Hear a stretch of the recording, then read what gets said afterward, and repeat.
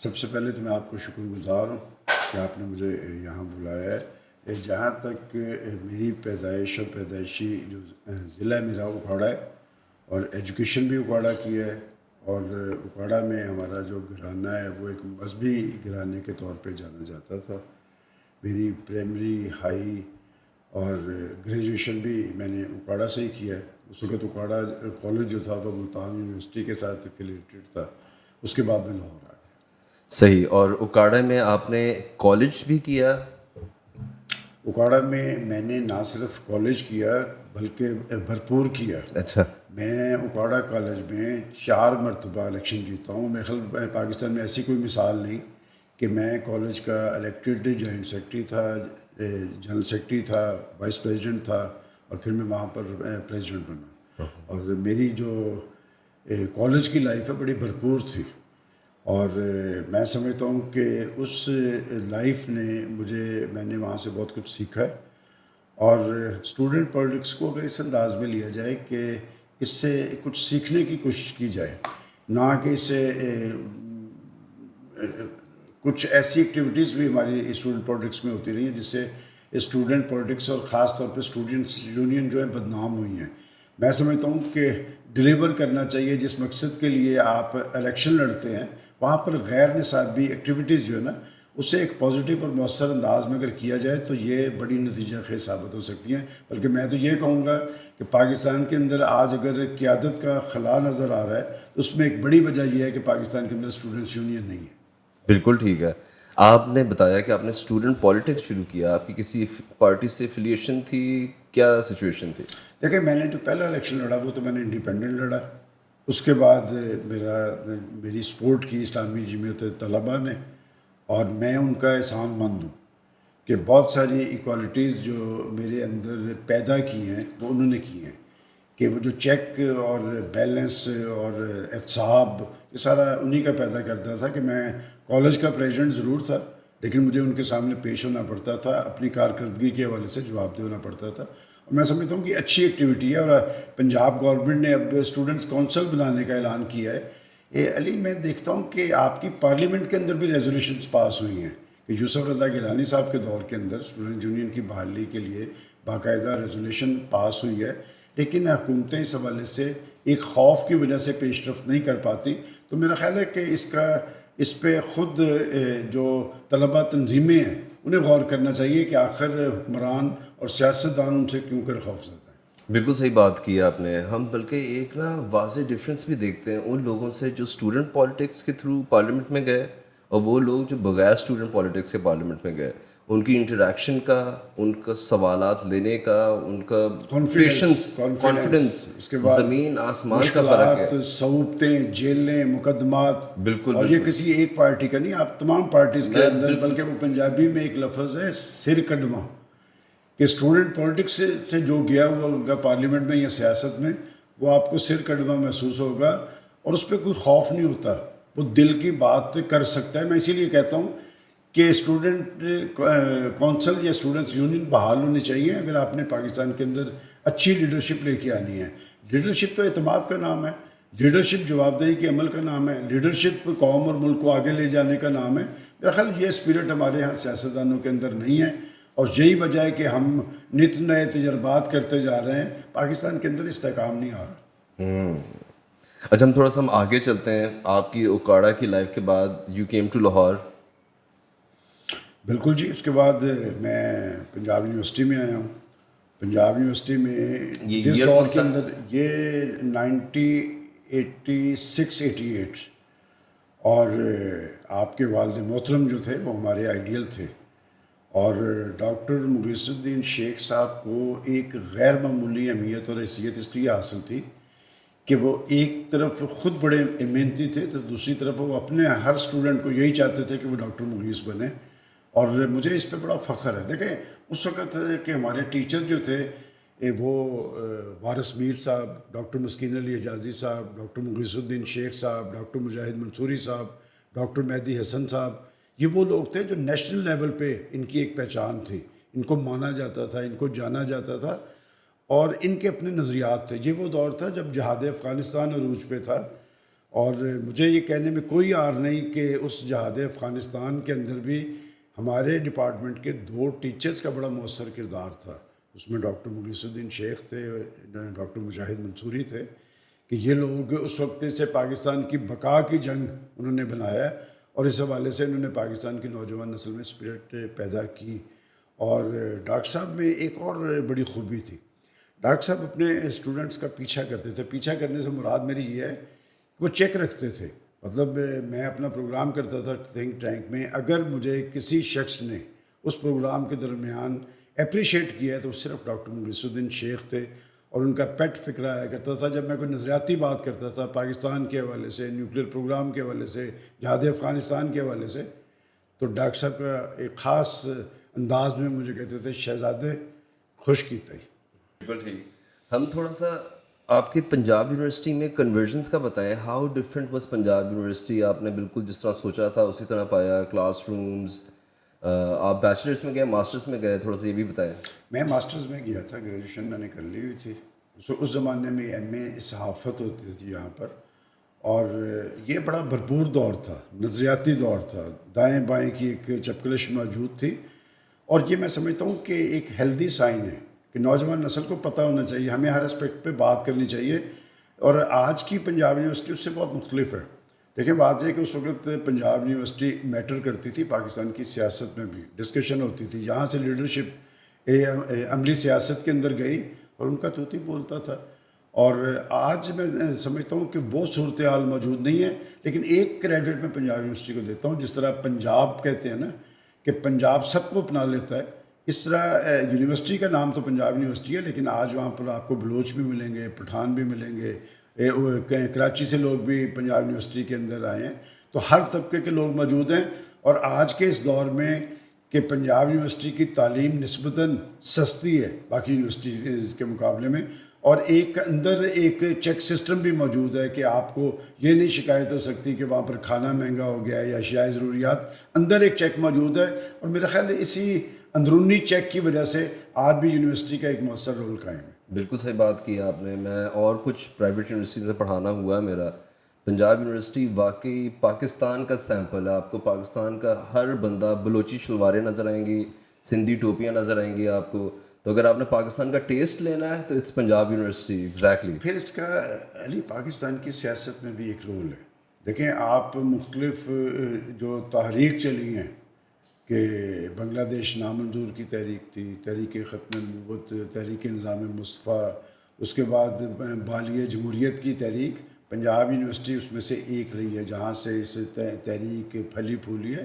اور آپ آج نہیں دیکھتے کہ آج مغرب میں کیا ہو رہا ہے, کہ آج مشرق کو تو سام سونگا ہوا ہے اور مغرب جو ہے وہ سڑکوں پہ موجود ہے. اور مغرب کی یونیورسٹیز امریکہ کے اندر, آسٹریلیا کے اندر, فرانس کے اندر, اور بلا کسی تقسیم کے, ہر بلا رنگ و نسل کے, کہ وہاں صرف عرب یا مسلمان احتجاج نہیں کر رہے فلسطینیوں کے لیے.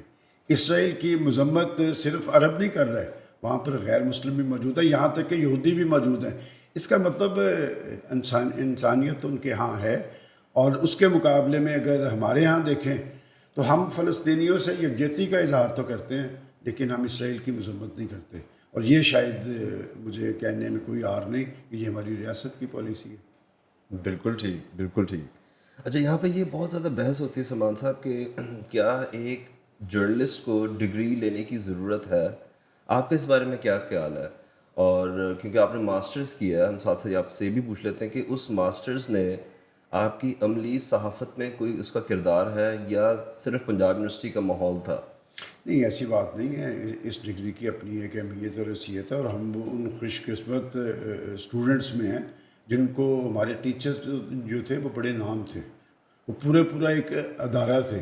ہم نے ان کی اپنی اسٹرگل سے بہت کچھ سیکھا ہے, ان کا پڑھانے کا انداز, اور وہ ہمیں صرف پڑھاتے ہی نہیں تھے, سکھاتے تھے, اور وہ کیئر کرتے تھے ایک باپ کی طرح. بلکہ میں آپ کو یہ بتاؤں کہ میں عملی صحافت میں مجھے آج بھی یاد ہے کہ جب میں نے ماسٹرز کر لیا تو مجھے مجاہد منصوری صاحب روزنامہ جنگ میں چھوڑ کے آئے تھے.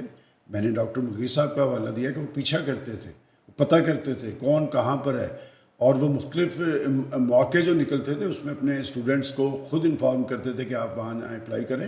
تو لہٰذا اس کی ایک اپنی اہمیت ہے. ہاں یہ بات ضرور ہے کہ ہم لوگ جب ماسٹرز کر کے گئے اپنا پریکٹیکل لائف میں تو وہ ہمیں عزم کرنے کے لیے تیار نہیں تھے, چونکہ پرانے لوگ بیٹھے تھے. اور جیسے آج ہم دیکھتے ہیں کہ جو نئے لڑکے اور لڑکیاں آ رہے ہیں وہ ہمارے سے زیادہ تیز ہیں, وہ ہمارے سے زیادہ ذہین ہیں, اس لیے کہ سوشل میڈیا کا دور ہے, وہ ساری پریکٹس کر کے آئے ہوتے ہیں اور وہ ہم سے آگے نکل گئے ہیں. تو میں سمجھتا ہوں کہ ڈگری کی اپنی ایک اہمیت ہے, لیکن جو پریکٹیکل لائف ہے نا اس میں بھی میں ایک بات علی آپ کو بتاؤں کہ میں اپنی کلاس کا آپ کو حوالہ دینا ضروری سمجھتا ہوں کہ ہمارے ہاں جو لائق اسٹوڈنٹ تھے نا, جو ٹاپرز تھے, وہ اس فیلڈ میں بہت پیچھے رہ گئے. لیکن جو میرے جیسے تھے انہوں نے محنت کی ہے. میں وہی کہتا ہوں جی کہ بات یہ کہ ذہین آدمی تو پیچھے رہ سکتا ہے لیکن محنتی آدمی پیچھے نہیں رہ سکتا, چونکہ اس کے لاشعور میں ایک خوف موجود ہوتا ہے کہ میں نے پیچھے رہ جانا ہے, لہٰذا وہ خوف اسے آگے کی طرف لے جاتا ہے. صحیح. ہم میں یہ بھی بڑا ڈیوائڈ ہے, یہ بلکہ بڑا سوال ہوگا کہ آپ نے پہلے سوچا تھا کہ آپ نے جرنلزم ہی کرنی ہے کہ یہ اچانک ہوا ایڈمیشن سے پہلے؟ دیکھیں میں نے آپ کو بتایا کہ میں اسٹوڈنٹ پالیٹکس میں تھا. اس زمانے میں میں اپنی خبریں خود بنایا کرتا تھا. اس زمانے میں مجھے یاد ہے کہ ہمارے گھر میں جو میگزینز آتے تھے, زندگی تھا, تکبیر تھا, اس طرح کے اور بہت سارے رسائل آتے تھے, تو میں وہ پڑھتا تھا. اور بہت میں سمجھتا ہوں کہ میری ایک نظریاتی اور صحافتی تربیت ان میگزینز کے ذریعے ہوئی. اپنی خبریں خود بنانے کا شوق تھا اور میں آج تک خبریں بنا رہا ہوں. کہ میں سمجھتا ہوں کہ جرنلسٹ صرف وہ ہے کہ اگر وہ چینل میں کام کرتا ہے تو چینل میں اس کا نام آنا چاہیے, اگر وہ اخبار میں کام کرتا ہے تو اس کی بائی لائن اسٹوری ضرور ہونی چاہیے. اور جو جرنلسٹ ایک خبر لانے کی اہلیت نہیں رکھتا وہ زیادہ دیر پنپ نہیں سکتا. تو یہ سب ایڈیٹرز وغیرہ بیچارے نہیں, دیکھیں سب ایڈیٹرز کی اپنی ایک حیثیت ہے کہ ایک رپورٹرز نے لا کے ایک خبر فائل کر دینی ہے. اس خبر کو میں بچے کی مانند کہتا ہوں کہ رپورٹر نے لا کے وہ خبر دے دی, اس کو بنانا, اس کو سنوارنا جو ہے وہ سب ایڈیٹر کا کام ہے. پھر اخبار بنانے میں مین رول سب ایڈیٹرز کا ہے, ایڈیٹرز کا ہے. تو رپورٹر کا کام بنیادی یہ ہے کہ اس نے لا کے صرف خبر دینی ہے, اس کو آگے اس پوزیشن میں لانا ہے کہ لوگوں تک پہنچے, وہ سب ایڈیٹر کا ہی کام ہے. اب اسی طرح میں نے دیکھا کہ رائٹرز والے جو ہیں وہ رپورٹر کے ساتھ اب سب ایڈیٹر یا این ایل ای کا نام ضرور دیتے ہیں اپنے ویڈیو میں. وہ کہتے ہیں کہ جی ان کو بھی فلیش کرنا چاہیے. بالکل ٹھیک کرتے ہیں جی. بات یہ کہ اس کا ایک رول موجود ہے, این ایل ای کا ایک رول موجود ہے. اس چیز کو وہ پیشکش تو ان کی ہے. بات یہ کہ اگر رپورٹر ایک خبر لے کے آ رہا ہے تو خبر اس نے فائل کرنی ہے, خبر کو درست کرنا, اس کی لفاظی درست کرنا, وہ سارا سب ایڈیٹر کا کام ہے. سب ایڈیٹر کی اپنی ایک اہمیت اور حیثیت ضرور ہے. یہ بات اور ہے کہ وہ اسکرین پہ نظر نہیں آتا. سب ایڈیٹرز کی تھوڑا سا آفس میں تھوڑی زیادہ ہوتی ہے, رپورٹرز کی تھوڑی باہر زیادہ ہوتی ہے. جی بالکل زیادہ ہوتی ہے. اور رپورٹرز آپ جن اخبارات کا حوالہ دے رہے ہیں وہاں پر جب رپورٹر غائب ہو جاتا ہے نا تو وہ ادارہ پریشان نہیں ہوتا. وہ یہ سمجھ رہا ہوتا ہے کہ یہ کسی کام پہ لگا ہوا ہے, کہ جتنے دن یہ ایبسینٹ رہے گا کہ شاید یہ بڑی سٹوری لے کے آئے گا.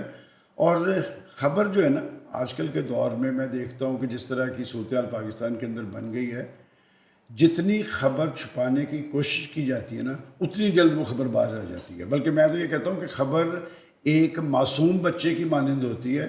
آپ اسے کتنا بھی چھپانے کی کوشش کریں وہ کہیں نہ کہیں سے منہ نکال کے مسکرا دیتا ہے. خبر چھپانا اب ممکن ہی نہیں رہا. آپ نے یہ بھی ذکر کیا کہ اسٹوڈنٹ لائف میں آپ خود خبریں بناتے تھے, خود اپنا.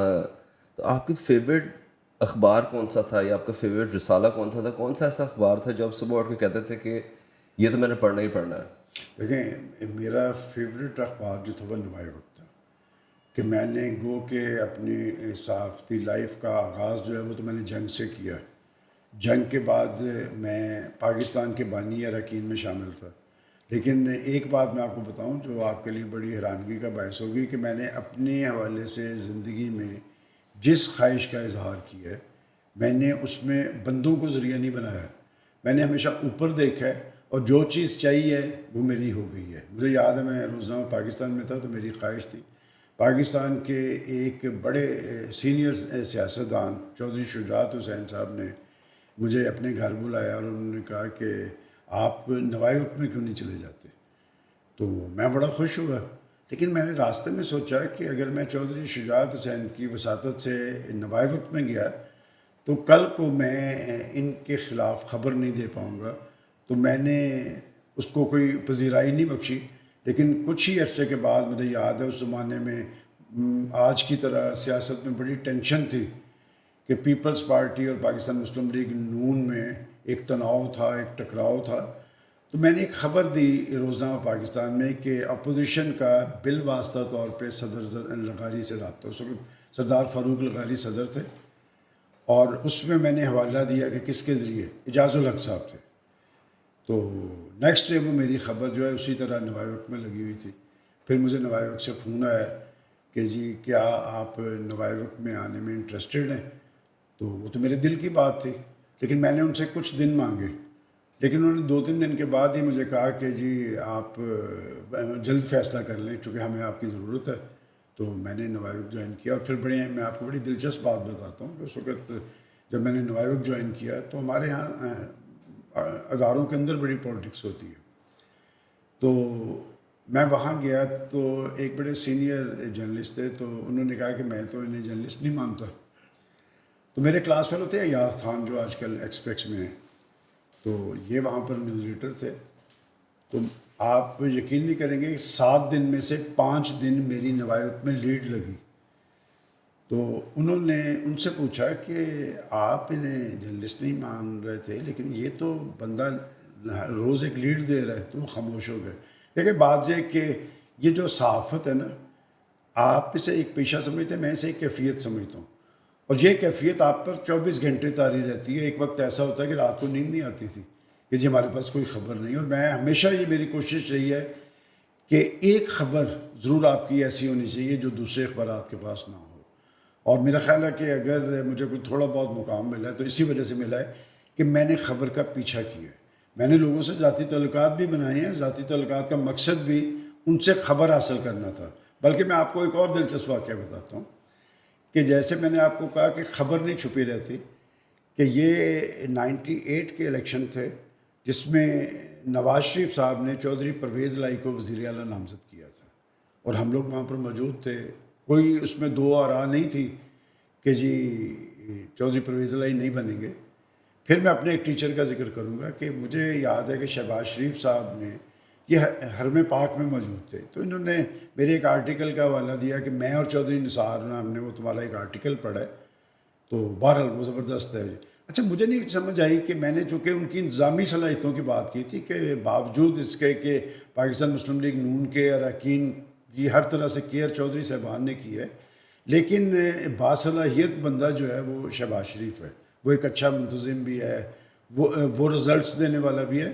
میرے ذہن میں یہ نہیں تھا کہ یہ چیف منسٹر بن سکتے ہیں.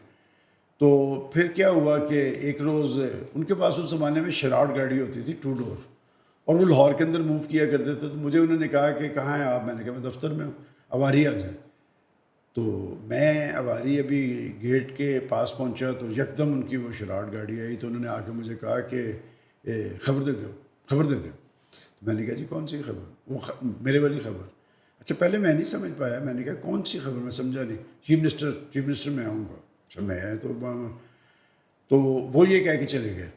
اب میں بڑا ڈسٹرب کہ میری خبر کو پذیرائی نہیں ملے گی، اس لیے کہ ایک فضا بنی ہوئی ہے کہ نواز شریف نے چودھری پرویز الہی کو وزیر اعلیٰ نامزد کیا ہے. تو میں اتنا ڈسٹرب تھا کہ میں وہاں سے سیدھا پنجاب یونیورسٹی ہاسٹل میں آیا. تو ڈاکٹر مجاہد منصوری صاحب سے میں نے کہا کہ یہ مسئلہ ہے، اور اس خبر کی پیڈنگ مجاہد منصوری صاحب، انفارمیشن میری تھی. اور آپ دیکھیں کہ میں واپس گیا، میں نے جا کے وہ خبر فائل کی تو نظامی صاحب کے ہاں بڑا رکھ رکھاؤ تھا. میں نے جب خبر فائل کی، پھر میں آپ کو ایاز خان کا حوالہ دوں گا کہ ایاز صاحب نے مجھے کہا کہ وہ شاید آپ کی خبر نہ لگ سکے، اور بات تو آپ سمجھ گئے ہوں گے. اصل میں اس فیصلے میں نظامی صاحب کا بھی ایک کردار تھا، ڈاکٹر شہریار ان کا ایک کردار تھا، جسٹس رفیق تارڑ صاحب جو ہمارے ایکس پریزیڈنٹ رہے ان کا ایک رول تھا. تو وہ خبر جب مجھے لگا کہ میرے پاس ایک بہت بڑی خبر ہے تو وہ خبر نہیں لگ رہی، تو میں بڑا اس پہ پریشان تھا. تو میں اوپر عارف نظامی صاحب کے پاس گیا، وہ 5ویں فلور پہ تھے.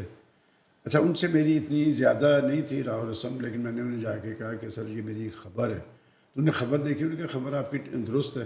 تو میں نے کہا یہ شاید لگ نہیں رہی. تو انہوں نے کہا کیوں نہیں لگ رہی؟ تو جیسے انہوں نے اسی وقت نظامی صاحب سے رابطہ کیا. اب نظامی صاحب کی بات تو میں نہیں سن رہا تھا، لیکن عارف صاحب اسٹینڈ لیتے تھے. عارف صاحب نے کہا جی کہ خبر آپ نے تو نہیں دی, خبر تو اس نے خود نکالی ہے جیسے بھی ہے, خبر ہمارے چھپنی چاہیے. بہرحال وہ ان کے آپس میں چچا بھتیجا تھے, میں تو نہیں اس میں بولا. لیکن اگلے دن آپ تاریخ نکال لیں کہ روزنامہ جنگ کی لیڈ تھی کہ وزیر اعلیٰ چودھری پرویز علیہ ہوں گے, اور نوائے وقت کی لیڈ تھی کہ وزیر اعلیٰ شہباز شریف ہوں گے. تو پھر شہباز شریف وزیر اعلیٰ بنے تھے. میں سمجھتا ہوں کہ یہ بہت بڑا کریڈٹ تھا. بہت زبردست. آپ نے ذکر کیا نوائے وقت آپ کو بہت پسند تھا, کیا وجہ ہے نوائے وقت کیوں پسند تھا؟ نوائے وقت اس لیے پسند تھا کہ نوائے وقت ایک نظریاتی اخبار تھا. نوائے وقت کی اپنی جڑیں تھیں, اور کہتے ہیں کہ جس کی بنیادیں جتنی مضبوط ہوں وہ عمارت اتنی زیادہ پائیدار ہوتی ہے. اس لیے کہ نوائے وقت کے اندر ایک یکسوئی تھی, سنجیدگی تھی, اور خود جو مجید نظامی صاحب تھے وہ ایک ادارے کی حیثیت رکھتے تھے, بہت کم بولتے تھے, لکھنے پہ زیادہ توجہ رکھتے تھے. اور میں سمجھتا ہوں کہ وہ پاکستان کے صحافیوں کے لیے ایک شجر سایہ دار تھے. بڑی جرأت تھی ان میں, اور میں نے بڑے بڑے حکمرانوں اور سیاستدانوں کو ان کے سامنے ڈرتے ہوئے دیکھا ہے. یہاں تک کہ جنرل مشرف کے ڈانٹ دیتے تھے وہ, بالکل ڈانٹ دیتے تھے. نواز شریف صاحب کو ڈانٹ دیتے تھے. میں تو کئی موقعوں پہ دیکھیں ان کا بھی ایک محبت کا ایک عجیب سلسلہ تھا کہ وہ کمپرومائز نہیں کرتے تھے. یہ کشمیر والے معاملے پہ, انڈیا کے ساتھ کوئی دوستی کا معاملہ, مجھے یاد پڑتا ہے کہ ایک دفعہ نواز شریف صاحب نے مجھے فون پہ کہا کہ یار میرے خلاف نوائے وقت نے ایڈیٹوریل لکھ دیا. میں نے تو بات ہی نہیں کہی. اچھا وہ چونکہ ذریعہ میں ہوتا تھا اس زمانے میں, نظامی صاحب نے کوئی بات کرنی ہوتی تھی یا نواز شریف صاحب, تو میں نے جا کے نظامی صاحب کو بتایا کہ میاں صاحب خاصے ناراض ہیں. وہ کہتے ہیں میں نے تو وہ بات ہی نہیں کہی جس پہ آپ نے پورا ایک زوردار ایڈیٹوریل لکھ دیا ہے. تو نظامی صاحب نے مجھے کہا کہ جائیں جا کے ڈان اخبار اٹھا کے لائیں. میں ڈان اخبار لے کے آیا تو نواز شریف صاحب کا وہ کراچی کا وزٹ تھا, تو انہوں نے مجھے کہا کہ یہ خبر پڑھی ساری. میں نے خبر پڑھنی شروع کر دی. تو آخر میں ایک سوال کے جواب میں نواز شریف صاحب نے کہا کہ ہم انڈیا ہے ہمارا ہمسایہ ملک ہے, ہم اس سے اچھے تعلقات چاہتے ہیں. تو جب میں نے نواز شریف صاحب کو بتایا کہ یہ بات تو آپ نے کہی ہے, مطلب نظامی صاحب اس بات کو بھی اسپیئر نہیں کرتے تھے. انڈیا کے حوالے سے وہ بڑے یکسو تھے کہ وہ دشمن تھا, ہے اور رہے گا, کہ جس ملک نے پاکستان کو تسلیم نہیں کیا میں اس کو تسلیم کرنے کے لیے تیار نہیں تھا. اور یہی وہ یکسوئی اور سنجیدگی تھی جو نوائے وقت کی اصل طاقت تھی. لیکن نظامی صاحب کے وقت کا نوائے وقت اور آج کے نوائے وقت میں بہت سارا, میں ایگزیکٹلی پوچھنے لگا تھا کہ اب کیا ہوا نوائے وقت کو, وقت گروپ کو. وقت channel was the first channel to be shut down. دیکھیں میں چونکہ وہاں پر رہا ہوں, میں کوئی ایسی بات کرنا نہیں چاہتا, لیکن نظامی صاحب کے وقت میں نوائے وقت بہت بڑی طاقت تھے. آج نوائے وقت جس صورتحال میں کھڑا ہے, یہ نوائے وقت کے آج کے منتظمین کو خود سوچنا چاہیے. میں اس پہ کوئی ترجیح نہیں کرنا چاہتا. آپ نے نوائے وقت جوائن کیا میرے خیال 93 میں دی نیشن جوائن کیا تھا 2012 میں. دی نیشن نظامی صاحب تب بھی بڑے پنکچول تھے, ہمیشہ بہت زبردست کپڑے پہن کے ٹائم پہ آنا, میٹنگ بوٹیڈ ٹائمنگ ہر چیز ان کی زبردست, خود چیزیں چیک کرتے تھے. میں بلکہ اور سب سے دلچسپ بات, آپ چونکہ نیشن میں رہے ہیں, ہم آپ سے نیچے والے فلور میں تھے. میں نے انہیں اپنی 15 سالہ تاریخ میں, نوائے وقت کی تاریخ میں, کبھی اپنے کمرے کے علاوہ کسی سیکشن میں جاتے نہیں دیکھا. کہ وہ دیکھیں اصل چیز یہی ہوتی ہے, وہ جو کہتے ہیں نا رٹ, ہم تو حکومتوں کی رٹ کہتے ہیں. اور میں ہمیشہ کہتا ہوں کہ اسلام آباد میں یا لاہور کے حکمران کو اس کی رٹ اتنی نہیں ہونی چاہیے کہ لاہور میں بیٹھا ہو تو خوشاب, بکر, میاں والی, ڈی جی خان پتہ چلنا چاہیے کہ حکومتی رٹ ہے. اس طرح نظامی صاحب اپنے آفس میں بیٹھے ہوتے تھے, لیکن رٹ ان کی پورے ادارے میں تھی, ہر بندے پہ ان کی نظر تھی.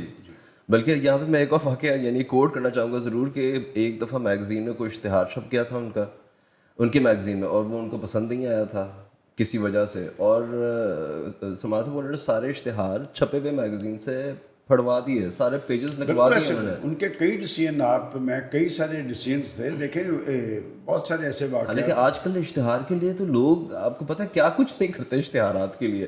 نظامی میرا خیال صاحب اس سے بھی آگے چلی گئی. جب آپ اخبار کے اشتہارات کی بات کریں, ایک وقت تھا کہ لوگ اس اشتہار کے لیے بہت آگے چلے جاتے تھے. اب شاید پہلے والی صورتحال نہیں ہے. اب اور بہت سارے ذرائع آ گئے ہیں جس کی وجہ سے جو ہمارے نشریاتی یا اشاعتی ادارے ہیں وہ چل رہے ہیں. اچھا آپ تھوڑا سا اپنا کریئر اور بتائیں. آپ نے اسٹارٹ ماسٹرس کے بعد آپ نے جیو جنگ سے اسٹارٹ جی کیا. میں نے جنگ سے اسٹارٹ کیا, اور مجھے یاد ہے کتنا ٹائم؟ انٹرنشپ تھی میری, اس کے بعد وہیں میری جاب ہو گئی. اچھا وہ جنگ والے ہائر کرتے تھے حسن ایسوسیٹس پہ, ان کی کوئی فرم تھی, اور میں نے کبھی سوچا بھی نہیں تھا. بڑی محنت سے کام کیا. تحصیل مصطفیٰ صاحب میرے شفٹ انچارج تھے. تو میں اس حوالے سے بڑا خوش قسمت ہوں کہ میں نے زندگی میں ایک دن بھی بے روزگاری نہیں کاٹی. اور جب میں آفس آیا تو لوگ باہر کھڑے تھے, پتہ چلا کہ وہ حسن ایسوسیٹس والے سارے لوگ فارغ ہو گئے. اور اسی دوران مجھے چودھری غلام حسین صاحب, اس زمانے میں ان کا ایک اخبار ہوتا تھا سیاسی لوگ, بڑا پاپولر تھا, تو ان کا مجھے فون آیا کہ آپ کو سنا جنگ نے فارغ کر دیا, تو فوری طور پہ آپ پہنچے. تو میں چلا گیا. میں نے جا کے ان کے ساتھ کام کیا, اور جب میں وہاں کام کر رہا تھا تو مجھے مرحوم ضیاء شاہد صاحب کا فون آیا کہ کہاں ہیں آپ. تو میں نے کہا میں سیاسی لوگ میں. اس نے کہا کہ پاکستان جوائن کریں. پاکستان جوائن کیا. پاکستان, اچھا اس وقت پاکستان کے جو ایڈیٹر تھے وہ ضیاء شاہد صاحب, اکبر علی بھٹی صاحب کا وہ اخبار تھا, اور وہ بڑا پاپولر اخبار ہوا. لیکن ایک بات میں ضرور کہوں گا کہ بعض اوقات آپ کی ایک خبر سے اخبار ٹیک آف کر جاتا ہے, اور بعض ایک خبر کی وجہ سے ڈکلائن آتا ہے. اور ویسے میں ذاتی طور پہ ان کا بڑا مترف ہوں عباس اطہر صاحب کے, وہ سرخی لگانے کے ماسٹر تھے. جب نواز شریف صاحب کی حکومت کا خاتمہ ہوا تو انہوں نے ایک سرخی لگائی تھی کہ بدمعاش حکومت دم توڑ گئی. یہ 98 جی یہ 98. اس پہ آپ یقین نہیں کریں گے کہ ہزاروں ہماری سرکولیشن متاثر ہوئی. اس لیے کہ سیاستدان کو, آپ سیاستدانوں کے بارے میں میرا ایک شروع سے تھیسس ہے, جب تک آپ انہیں پولیٹیکلی نہ انجام پہ پہنچائیں ان کو ختم نہیں کیا جا سکتا. جس کی سب سے بڑی مثال نواز شریف ہے, اور جس کی نئی بننے والی مثال عمران خان ہے, کہ یہ جیلیں, یہ صوبتیں, یہ مقدمات, سیاستدانوں کو علی ہدف بنانا بڑا آسان ہے. ہم خود ہدف بناتے ہیں, ہمیں کوئی خوف نہیں ہوتا. سیاستدان اس ملک کے اندر بیچارہ ہی رہا ہے, جب مرضی آپ نے چاہا پکڑ لیا. ہماری عدالتیں اسٹیبلشمنٹ کا اسے فالو کرتے ہوئے. اور دیکھ لیں نواز شریف صاحب کو جس کیس میں انہوں نے نااہل کیا, کہ کیا وہ کیس ثابت ہوا کہ آپ اسے حکامہ میں ایک پاکستان کے پرائم منسٹر کو نکال کے گھر بھجوا رہے ہیں, اور آپ سوچ نہیں سکتے کہ اس وقت ان کا سیاسی کردار ختم کرنے کے لیے کیا کچھ نہیں کیا گیا. ان کی پارٹی پریزیڈنٹ شپ ختم کر دی گئی. اب کچھ روز کے اندر وہ دوبارہ پارٹی پریزیڈنٹ بن جائیں گے. اور میرا خیال ہے کہ لوگ میرے سے بہت پوچھ رہے ہیں آج کل کہ آپ بتائیں, آپ نون لیگ کی سیاست کو جانتے ہیں, کہ نواز شریف کو اس صورتحال کے اندر اس ایج میں کیوں صدر بنایا جا رہا ہے. میں انہیں کہتا ہوں کہ مسلم لیگ نون میں نون نواز شریف کا تھا, اور نون اس لیے لگایا تھا, وہ بھی ایک بڑی دلچسپ کہانی ہے کہ چونکہ نواز شریف صاحب کی حکومتیں جو تھیں وہ ڈیلیور کرتی تھیں, ان کی نظر عام آدمی پہ ہوتی تھی, وہ لوگوں کو ریلیف دیتے تھے, وہ بڑے بڑے فیصلے کرتے تھے, اس لیے وہ ہضم نہیں ہو پا رہے, نہیں ہو پاتے تھے, اور اس لیے انہیں نکال دیا جاتا تھا. تو اب آج سے 2 سال پہلے حالات بدلتے دیر نہیں لگتی. جیسے میں کہتا ہوں نا, بندے کا کریکٹر جو ہے وہ بناتے بناتے کئی دہائیاں لگ جاتی ہیں, لیکن ایک چھوٹی سی بات سے وہ ختم ہو جاتا ہے. آج سے 2 سال پہلے نون لیگ کی ٹکٹ چلتی تھی, اب نون لیگ کی ٹکٹ نہیں چل رہی, تو لہٰذا نون لیگ کی ٹکٹ چلانے کے لیے پھر نون لیگ کے نواز شریف کی ضرورت ہے. تو بات یہ کہ ساکھ ان کی تھی, اس لیے پارٹی انہیں دوبارہ لے کے آ رہی ہے, اور پارٹی یہ سمجھتی ہے کہ ان کے ساتھ پاکستان کی مقتدر نے زیادتی کی تھی, تو لہٰذا اس زیادتی کے ازالہ کے لیے وہ انہیں پارٹی کا صدر تو بنا رہے ہیں, پرائم منسٹر بھی بنائیں گے, یہ آنے والا وقت بتائے گا. صحیح. تو آپ اس کے بعد خبر اخبار میں چلے گئے سیاسی لوگ کے بعد پاکستان میں؟ میں پاکستان میں گیا. پاکستان کے بعد میں نوائے وقت میں گیا. پاکستان میں آپ نے کتنا سال کام کیا؟ پاکستان میں نے 3 سال کام کیا. اچھا, اور اس کے بعد اس کے بعد میں نوائے وقت چلا گیا. نوائے وقت میں نے 15 سال کام کیا. میں نوائے وقت کا چیف رپورٹر رہا 10 سال تک. تو پھر دنیا چینل آ رہا تھا. دنیا چینل میں ڈاکٹر مغیث الدین شیخ کی طرح میرے بھی میاں صاحب سے بڑے ذاتی تعلقات تھے, تو میرے ان سے تعلقات بہت زیادہ دوستی میں ڈیولپ ہو گئے, اور میں میاں صاحب کے ساتھ اکثر نظامی صاحب کے یہاں ہم جاتے تھے. میاں صاحب کا بھی ایک ذاتی تعلق تھا مجید نظامی صاحب سے. اچھا نظامی صاحب مجھے کہتے تھے کہ آپ نے دنیا میں چلے جانا ہے. میں نے کہا نظامی صاحب میری ایک عادت نہیں ہے میں ایک ادارے میں بیٹھ کے دوسرے ادارے کی طرف دیکھوں, میں نے نہیں جانا. تو انہوں نے 2-3 دفعہ مجھے کہا تو میں نے کہا ایسی بات نہیں ہے. پتہ نہیں ان کے ذہن میں کیا بات آئی کہ انہوں نے مجھے ایک دن بلایا اور یعنی وہ اپنے ادارے کے آپ کو کہہ رہے تھے کہ دنیا میں چلے جائیں. انہوں نے کہا کہ آپ کا تعلق ایسا ان سے بن چکا ہوا ہے کہ آپ نے دنیا اس وقت ٹیک آف کر رہا تھا, دنیا کا بہت نام تھا, ہر آدمی دنیا میں جانا چاہتا تھا, میں نہیں تھا جانا چاہتا. میں آپ کو بڑی دل کی بات بتا رہا ہوں. لیکن ایسی صورتحال بن گئی کہ جمعۃ الوداع تھا تو میں وضو کر کے ہمارے نوائے وقت کے اوپر مسجد تھی, میں نماز پڑھنے کے لیے وضو کیا تو مجھے انہوں نے منیر نے کہا کہ آپ کو نظامی صاحب بلا رہے ہیں. تو نظامی صاحب نے مجھے بلایا اندر. جسٹس آفتاب فروخ صاحب ان کے قریبی دوست تھے, وہ اکثر وہاں بیٹھے ہوتے تھے. تو انہوں نے مجھے بلا کے کہا کہ آپ نے دنیا چلے جانا ہے تو میرا خیال اب ہم فیصلہ کر لیں. اچھا میں نے نظامی صاحب کی طرف دیکھا تو میں نے انہیں خاصا سنجیدہ پایا. تو میں نے ان کو کہا کہ مجھے سلمان غنی آپ نے بنایا ہے. میں آپ کو الفاظ یہ بات بتا رہا ہوں. میں نے کہا کہ آپ نے بنایا ہے اور میں نوائے وقتیہ ہوں, لیکن اگر آپ کا فیصلہ ہے تو یہ میں فیصلہ درست کرتا ہوں. اور ویسے بھی رازق جو ہے اللہ تعالیٰ کی ذات ہے.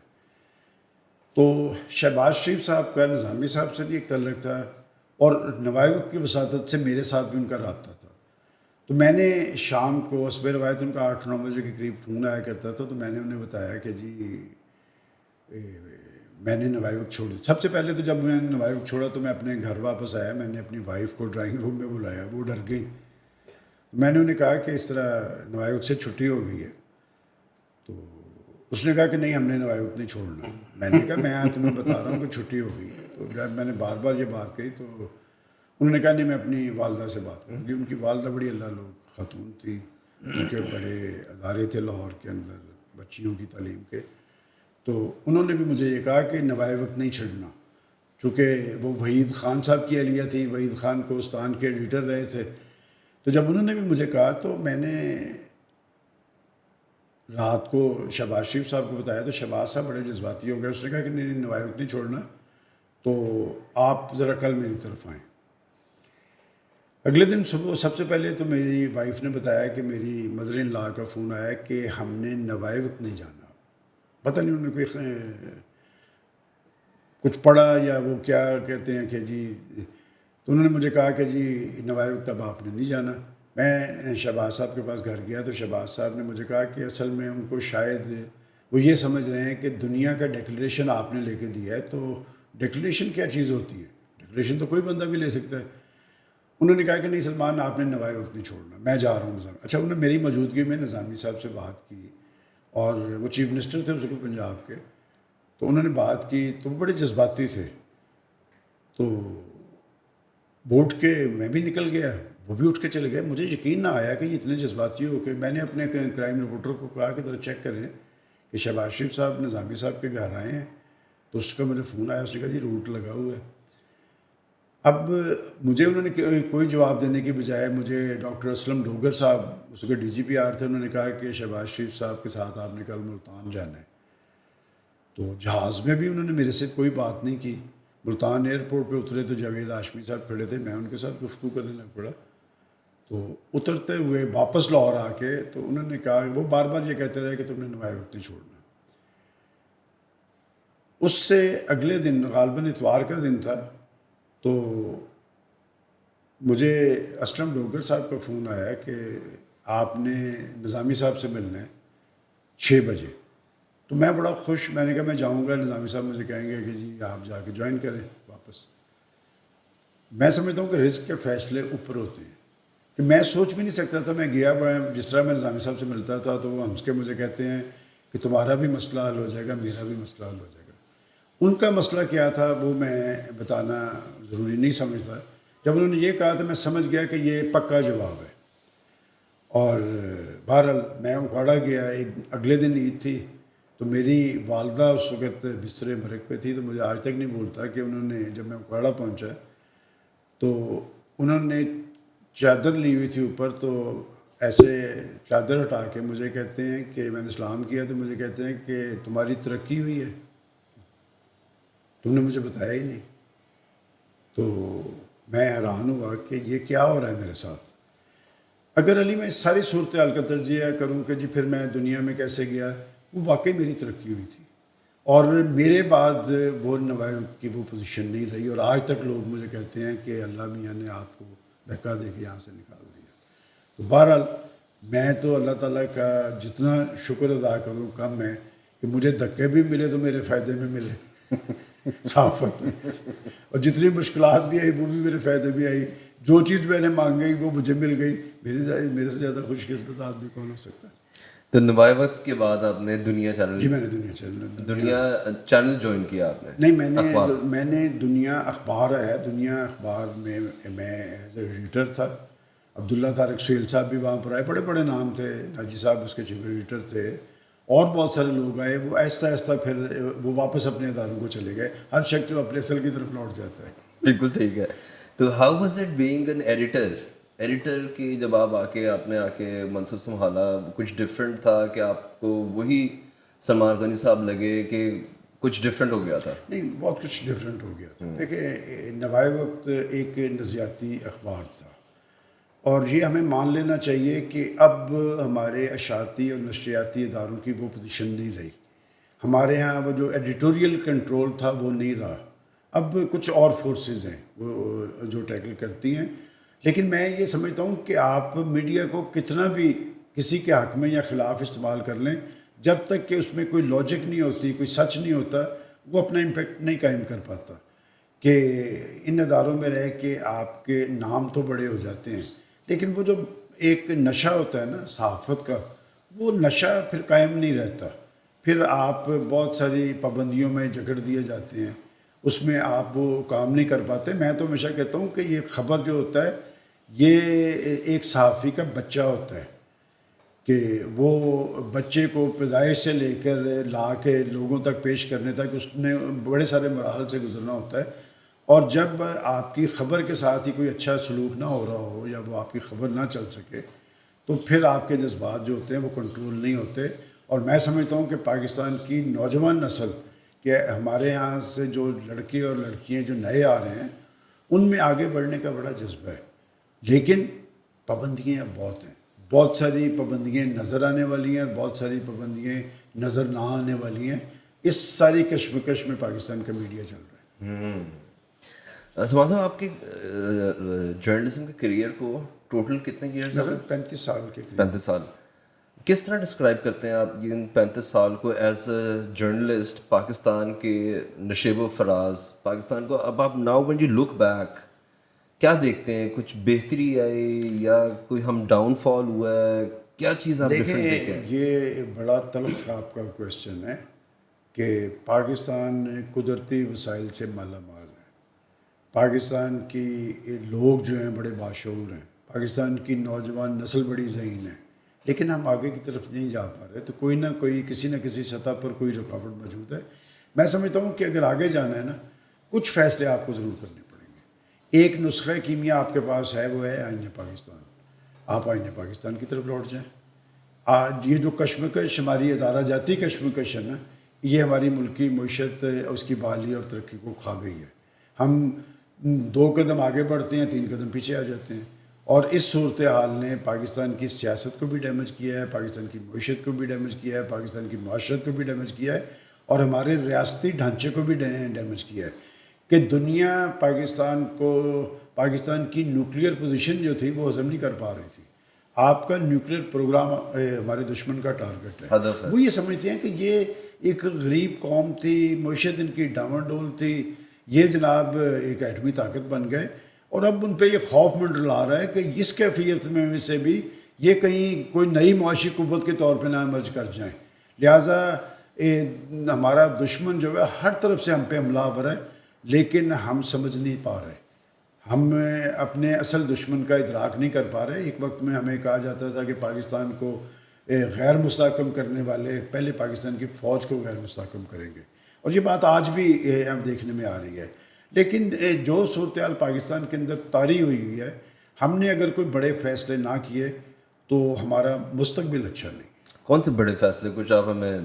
دیکھیں, میں سب سے بڑا فیصلہ یہ ہے کہ ہمیں طے کرنا پڑے گا کہ جو کام آئین پاکستان کے تحت آپ کے لیے تجویز کیا گیا ہے، آپ اس پہ کاربند ہوں.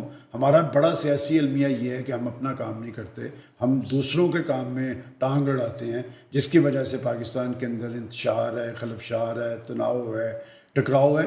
اور پھر علی یہ بھی ایک بڑی سیاسی حقیقت ہے کہ پاکستان کے اہل سیاست نے بھی کوئی پاکستان کے ساتھ اچھا سلوک نہیں کیا، اور جتنے اس کے مضر اثرات پاکستان کی نوجوان نسل پہ آئے ہیں. دیکھیں ایک تجربہ پاکستان میں سیاسی تبدیلی کے نام پر کیا گیا، اور توقع یہ تھی کہ 2 پارٹیز کے خلاف یہ سیاسی تبدیلی کا تجربہ کارگر ہوگا، نتیجہ خیز ہوگا، ملک آگے کی طرف جائے گا، پاکستان میں جمہوریت سٹرنتھن ہوگی. لیکن آپ عملاً دیکھ لیں 3.5 سال کے اندر کہ ایکسفورڈ کے گریجویٹ تھے، کون سی ایسی گالی جو انہوں نے مخالفین کو نہیں دی، کون سی ایسی الزام تراشی جو انہوں نے نہیں کی، اور اپنے خلاف ہی کیسز پہ وہ کہیں اپنا کوئی ثبوت نہیں لا سکے. میں سمجھتا ہوں کہ میں اس زمانے میں کہا کرتا تھا جب وہ ٹیک آف کر رہے تھے، جب ان کو تھپکی بھی حاصل تھی، جب ادارے بھی ان کے پیچھے کھڑے تھے، میں واحد آدمی تھا کہ اس شخص سے جو مایوسی ہوگی وہ عام سیاستدانوں سے زیادہ ہوگی.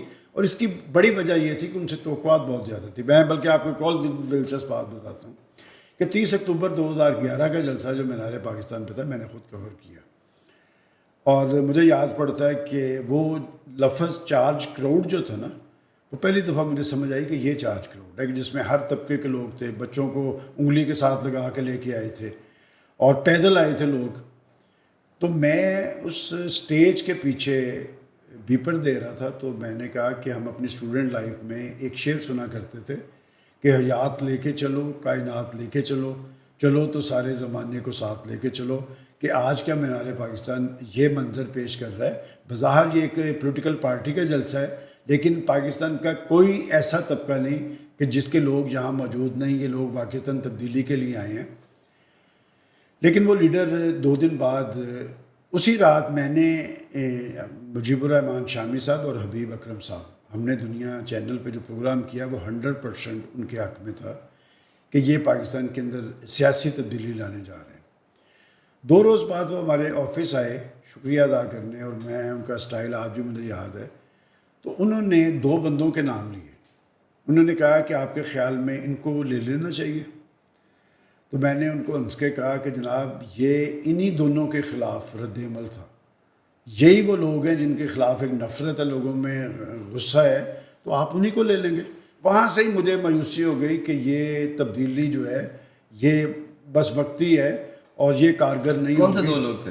نہیں، میں وہ مناسب نہیں سمجھتا. دیکھیں بعض جو اس وقت بھی پاکستان کی سیاست میں متحرک ہیں اور ان کا ایک رول ان کے لیے ہے. بلکہ وہ جس صاحب کا نام لے رہے تھے، میں بعد میں مجھے پتہ چلا کہ اس جلسے کا خرچ بھی انہوں نے اٹھایا تھا. صحیح. تو جب یہ معاملہ ہوگا، یہ جو وسائل کے حامل لوگ ہوتے ہیں نا، پارٹیز ان کے پیچھے جاتی ہیں، انہیں پارٹیز کے پیچھے نہیں جانا پڑتا، وہ اپنے وسائل خرچ کرتے ہیں. اور آج بھی آپ پاکستان کی ساری پولیٹیکل پارٹیز میں دیکھ لیں، اثر و رسوخ کے عمل صرف وہی لوگ ہیں جن کے پاس وسائل زیادہ ہیں. سیاسی کارکن ختم ہو گیا ہے، وہ بیچارے رہ گئے مذہبی جماعتوں کے اندر، جماعت اسلامی کے اندر، JUI کے اندر. ان پارٹی سیاسی کارکنوں کا کوئی مستقبل نہیں رہا. سیاسی کارکنوں کے سامنے ان کی اسٹرگل کے نتیجے میں ان کے علاقے کا ساہوکار جو ہوتا ہے، پراپرٹی ڈیلر جو ہوتا ہے، ٹھیکیدار جو ہوتا ہے، انہیں ٹکٹ مل جاتی ہے. تو آپ ذرا ان کے جذبات کا اندازہ لگائیں، وہ کیا روز نہیں مرتے ہوں گے انہیں دیکھ کے. تو جس سیاسی سسٹم کا دار و مدار ٹھیکیداروں پہ ہوگا، پراپرٹی ڈیلرز پہ ہوگا، مافیاز پہ ہوگا، اس ملک کا سیاسی مستقبل نہیں ہو سکتا. بس لاسٹ 2 سوال، آئی نو ہم آپ کا ٹائم لے رہے ہیں. سوشل میڈیا نے آپ کے خیال میں کس طرح جرنلزم کے ایرا کو چینج کیا؟ دیکھیں سوشل میڈیا نے ایک نیا انقلاب برپا کیا ہے. پاکستان کا پرنٹ میڈیا، پاکستان کا الیکٹرانک میڈیا اس کے سامنے بے بس ہے. وہ خبر جو ہم نہیں لگا سکتے وہ سوشل میڈیا کے ذریعے آتی ہے. یہ آزاد کشمیر کے اندر جو کچھ ہوا ہے، میرے پاس خبر تھی، میں وہ خبر نہیں دے سکتا تھا. سوشل میڈیا پہ خبریں آنی شروع ہوئیں، گورنمنٹ سرنڈر کر گئی ان کے سامنے. تو سوشل میڈیا کی ایک اہمیت اور حیثیت موجود ہے، لیکن پاکستان کے اندر ان کا جو رول ہے میں اس لیے خطرناک سمجھتا ہوں کہ سوشل میڈیا میں پاکستان کی ریاست کو اور پاکستان کے ریاستی اداروں کو ایک خاص مائنڈ سیٹ کے تحت ٹارگٹ کیا جا رہا ہے. مقصد پاکستان کو کمزور بنانا ہے، پاکستان کی معیشت کو ڈاماڈول کرنا ہے، پاکستان کے اندر افراتفری اور انارکی پیدا کرنا ہے. یہ ذمہ داری پاکستان کی حکومتوں اور اداروں کی ہے کہ وہ ایک اچھا مانیٹرنگ سسٹم قائم کریں، اس حوالے سے مؤثر قانون اندازی کریں کہ جو لوگ پاکستان کے اندر نیگیٹو ایکٹیویٹی کر رہے ہیں سوشل میڈیا کے ذریعے ان کی سرکوبی ضرور ہونی چاہیے، لیکن اگر آپ انفارمیشن کے سامنے بند باندھنے کی کوشش کریں گے تو وہ انفارمیشن آپ سے زیادہ طاقتور ثابت ہوگی۔ ٹویٹر بین ہوا کیا کہیں گے آپ اس بارے میں؟ دیکھیں ٹویٹر بین ہوا ہے، لیکن وہ کہتے ہیں نا کہ ہر چیز جس پہ آپ بین لگانے کی کوشش کرتے ہیں لوگ اس کے متبادل ذرائع بھی نکال لیتے ہیں۔ آپ نے ٹویٹر بین کیا ہے لیکن لوگوں نے اوپن کر رکھا ہے، اس کا بھی نوٹس لیں۔ زبردست۔ لاسٹ میں ہمارے بہت اسٹوڈنٹس ہیں جو کہ ہمارا پوڈ کاسٹ دیکھتے ہیں، خاص طور پر میس کمیونیکیشن کے اسٹوڈنٹس ہیں، اینی ایڈوائس فار دیم؟ دیکھیں میس کمیونیکیشن کے اسٹوڈنٹس کے لیے میری ایڈوائس یہ ہے کہ محنت کریں، کہ آپ ابھی اسٹوڈنٹس ہیں، ابھی سے خبر بنانی شروع کر دیں، ابھی سے پروگرام کرنے شروع کر دیں۔ جس دن آپ کو پریکٹیکل لائف میں موقع ملے گا تو آپ کو کہیں روکا نہیں جا سکے گا، آپ کا مستقبل روشن ہوگا اور آپ خود اپنے اداروں کی ضرورت بن جائیں گے۔